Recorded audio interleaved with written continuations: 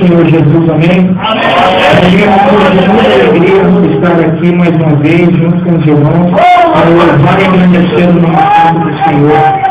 O inimigo, ele tem se levantado ultimamente com uma fúria muito grande sobre a minha vida para me tirar dos caminhos do Senhor, mas eu sei que o Deus que eu sirvo é o Deus do impossível e é o Deus que me chamou antes mesmo de eu nascer, o Deus que me escolheu na criação do universo. Ele já sabia que hoje eu estaria aqui juntamente com vocês, esse povo maravilhoso que está esperando a volta de Jesus Cristo para juntos irmos morar no céu de glória. Eu quero ler aqui o Salmo de número 23, um salmo bem conhecido, que diz: refrigera a minha alma, guia-me pelas veredas da justiça, por amor do seu nome.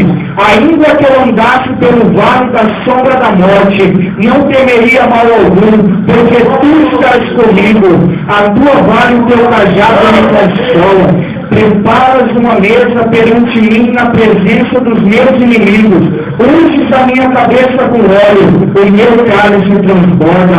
Meus amados irmãos, quando eu vejo para este salmo, eu vejo aqui Davi, quando nós sabemos que Davi era um pastor de ovelhas, desprezado pela sua família, enquanto seus irmãos eram bem tratados pelo seu pai Jessé, Davi ficava nos campos apacentando a ovelha. Davi sempre era o último a chegar na casa. Davi não era bem recebido pelos seus irmãos, bem visto pela sua família.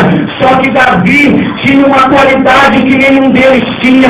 Davi era segundo o coração de Deus. Davi já era escolhido para uma grande obra que Deus colocaria em suas mãos, depois que, quando o tempo chegasse na hora certa. E não é fácil esperar o tempo de Deus, não é fácil. Quando eu vejo para esse salmo, eu imagino Davi um dia apacentando as ovelhas de seu pai, com os braços em uma cerca ou em uma pedra, assentado, e ele fazendo esta oração: guia-me pela vereda da justiça, preparas uma mesa perante mim na presença dos meus inimigos, unges a minha cabeça com óleo.